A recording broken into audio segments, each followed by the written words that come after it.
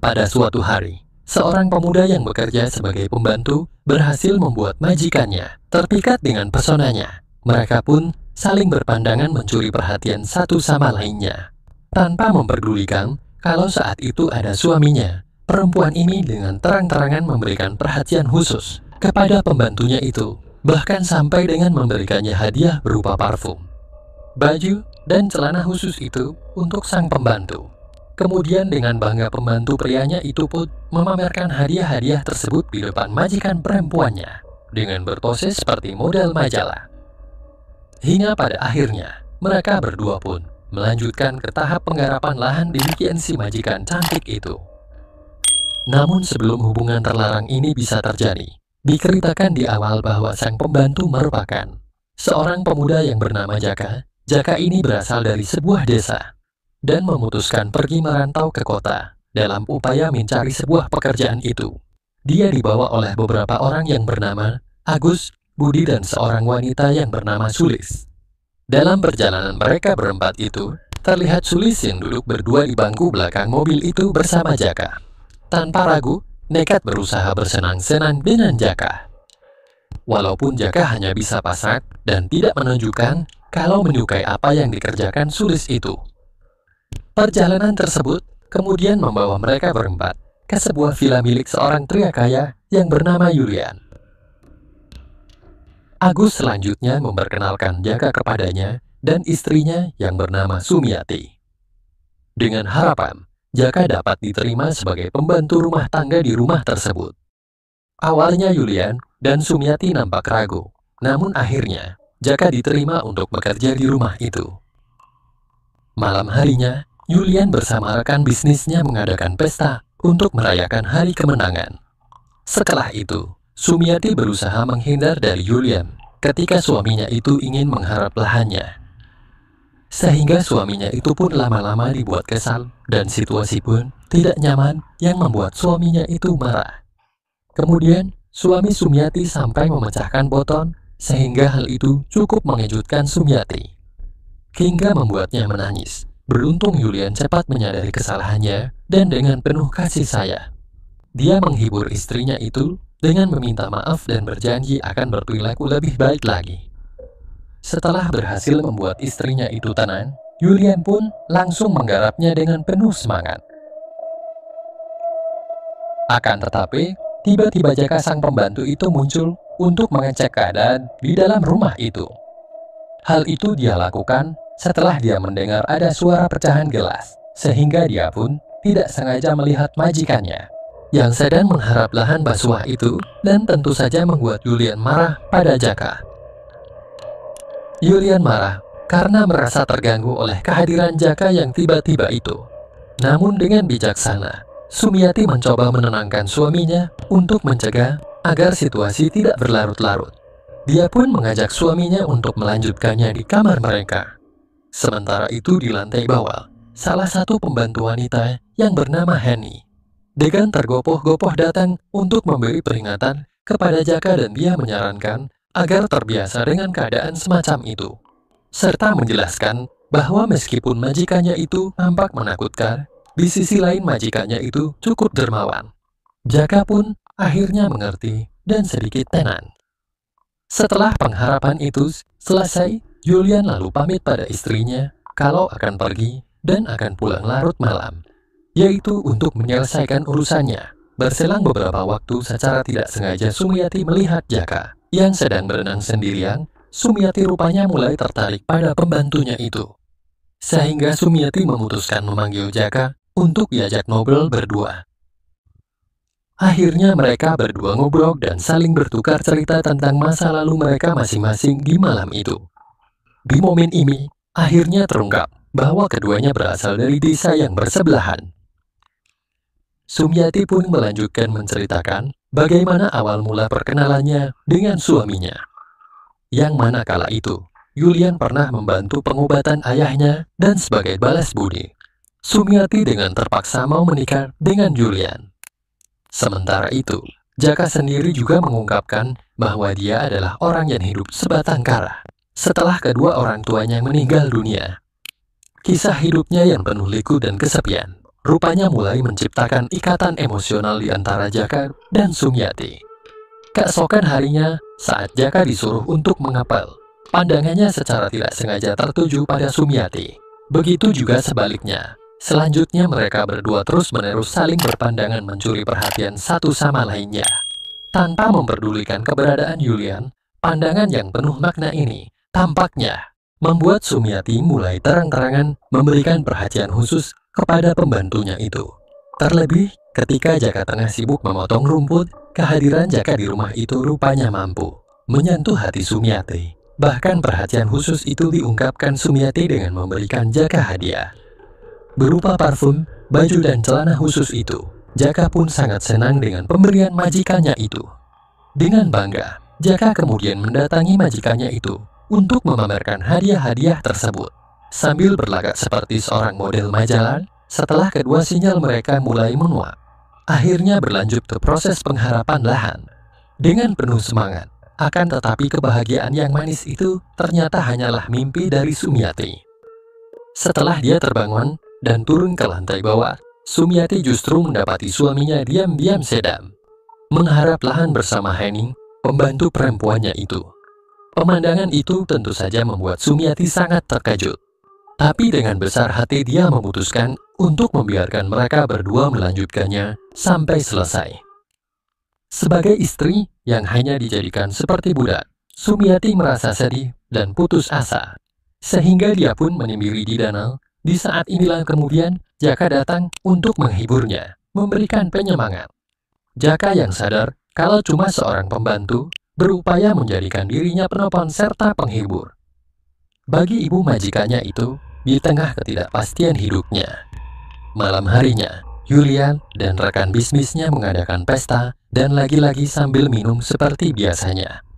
Namun tampaknya, Sumyati merasa kesal dengan perlakuan mereka terhadap wanita yang dianggap rendah dan hanya dijadikan budak hiburan semata, di mana hal itu terjadi ketika salah satu rekan bisnis suaminya secara tidak sengaja menumpahkan minumannya yang kemudian membasahi si engkoknya. Lalu dengan senaknya, dia memerintahkan Sumyati untuk membersihkannya. Di depan orang banyak, Sumyati pun menolak melakukan perintah yang serupa dari suaminya, karena dia merasa bahwa itu hanya akan menghina martabatnya. Yulian, yang merasa terhina oleh penolakan istrinya itu, lantas beraksi dengan sangat marah, bahkan sampai mendorongnya. Di malam yang cukup sulit itu, Jaka tidak bisa tidur, karena selalu memikirkan nasib Sumyati. Karena sebelumnya, majikannya itu telah menceritakannya. Besok paginya, kehidupan kembali normal seperti biasa, dan sebelum berangkat, Yulian memberikan sejumlah uang kepada Jaka sebagai bentuk penghargaan, karena Jaka dianggap masih menjadi pembantu yang patuh dan setia. Namun Jaka yang telah dibutakan oleh cinta kepada Sumyati tak mau menyia-nyiakan kesempatan yang ada, yaitu ketika Yulian pergi berbisnis untuk beberapa hari ke depan. Tanpa menunggu lama, Jaka pun segera mengajak Sumyati untuk mengharap lahan basah itu di tepian danau. Tak puas di alam bebas mereka, berdua pun melanjutkannya di dalam rumah. Kapanpun mereka mau, hingga pada suatu malam. Ketika mereka baru selesai melakukannya, mereka lalu merencanakan untuk menyingkirkan Yulian, agar mereka berdua bisa hidup bersama selamanya, dan hidup bebas tanpa harus menjadi budaknya. Awalnya Jaka merasa takut, karena rencana itu merupakan tindakan kriminal. Namun demi wanita yang dia cintai, Jaka akhirnya berjanji untuk melakukan apapun demi cintanya pada Sumyati. Besok paginya ternyata di luar dugaan, Yulian pulang lebih awal dari jadwal bisnis yang biasanya. Hal ini tentunya membuat Jaka dan Sumyati sangat terkejut dan kocar-kacir sembari bergegas menyembunyikan sisa-sisa dari apa yang mereka berdua lakukan agar tidak ketahuan Yulian. Beruntungnya Henning turut membantu dalam menyembunyikan keadaan tersebut, dan dengan cepat dia merapikan tempat tidur itu. Setelah kejadian itu, Jaka tak lupa mengucapkan terima kasih kepada Henning karena telah menyelamatkan dirinya dari situasi yang sangat berbahaya tersebut. Jaka dan Henning kemudian saling bercerita tentang kisah hidup mereka masing-masing, sehingga terungkap rupanya Henning adalah jambua beranak satu. yang mana dia berjuang sendiri untuk memberikan kehidupan yang layak bagi anaknya. Dia rela melakukan apapun demi kebahagiaan anaknya itu, bahkan sampai rela menjadi pembantu di rumah Julian. Bahkan selain hanya sebagai pembantu, Heini juga sesekali menjadi lahan garapan oleh Julian. Hal itu menurut Julian sebagai bentuk pengabdiannya. Malam itu, seperti rutinitas biasanya, Julian kembali mengadakan pesta bersama rekan bisnisnya. Namun kali ini, Julian sungguh kelewatan, di mana dia menginginkan istrinya untuk melakukannya dengan dua orang temannya secara bebas di hadapan semua orang. Mendengar itu, Sumiati tentu saja langsung menolak dengan tegas. Dan hal itu membuat suaminya jadi marah, yang akhirnya mendorong istrinya sampai menyebabkan kepalanya terluka karena terbentur. Jaka yang melihat kejadian yang dialami oleh Sumiati tentu saja tidak bisa menerimanya. Dia dengan spontan emosi, lantas demikian kepala Julian. Tindakan yang dilakukannya itu tentu saja membuat Julian jadi murka. Jaka yang tidak memiliki kekuasaan, tentu saja dia pun langsung dibuat babak belur sebagai balasan akibat tindakannya yang sudah berani dengan bosnya itu. Julian kemudian memerintahkan anak buahnya untuk membawa Jaka pergi dari rumah tersebut dan menyuruh mereka untuk segera menghilangkan Jaka dengan demikian hidup-hidup. Namun beruntungnya, anak buah Julian masih menunjukkan hati nuraninya dan memberikan kesempatan untuk hidup kepada Jaka dengan satu syarat, bahwa dia tidak boleh lagi mendekati rumah itu.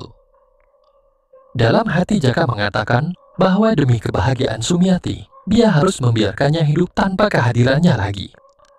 Pagi harinya, Julian mulai mencoba untuk melupakan kejadian malam itu, di mana dia meminta maaf kepada istrinya, dan berjanji untuk memulai semuanya dari awal, serta berjanji tidak akan menyakitinya lagi. Dengan raut wajah yang tidak sepenuhnya ikhlas, Sumiati terpaksa tetap memaafkan suaminya itu. Beberapa hari pun berlalu, di mana Heini izin untuk pulang kampung. Kesempatan itu dimanfaatkan oleh Sumiati untuk menitipkan pesan pada Jaka dan juga sebuah amplop yang berisi kunci rumah itu. Namun upaya Jaka gagal total, karena Julian rupanya sudah waspada dan demikian itu pun hampir saja membuat Jaka jadi almarhum. Beruntungnya dari belakang Sumiati tiba-tiba muncul yang langsung menyerang suaminya hingga tak bernyawa. Setelah berhasil membungkus jasad suaminya, keduanya lantas segera melarikan diri dengan membawa kabur seluruh uang dan harta milik Julian. Tak cuma itu, Sumiati juga tidak lupa membawa jasad suaminya yang kemudian, setelah berada di sebuah danau, Jaka pun membuangnya di sana. Hal itu untuk menghilangkan jekat. Hingga pagi harinya, Jaka dan Sumiati bertemu salah satu anak buah Julian yang bernama Hendra. Kemudian tanpa diduga, Sumiati justru mendekati Hendra dan meninggalkan Jaka seorang diri.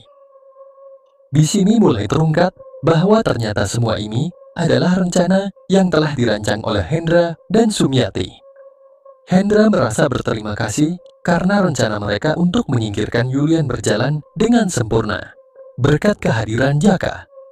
Kini namanya tetap bersih dari tuduhan. Sekarang rencananya untuk menikah dengan Sumiati dan menguasai harta milik Julian mulai terbuka. Hendra kemudian menghabisi Jaka dan menyingkirkannya tanpa belas kasihan. Namun hal yang tak terduga kembali terjadi, yang mana setelah Hendra menyingkirkan Jaka, tiba-tiba dia mendapat kejutan dari Sumiati.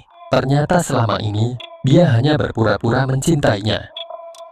Rencana dia yang sebenarnya adalah ingin menguasai kekayaan suaminya itu seorang diri saja, dengan alasan bahwa dirinya sudah tidak mempercayai laki-laki lagi. Setelah Sumiati menyingkirkan Hendra, kini Sumiati berhasil mengambil kendali atas seluruh kekayaan suaminya itu. Tak cuma itu, Sumiati juga mengambil alih peran Julian dalam dunia bisnisnya dibantu oleh beberapa orang terpercaya.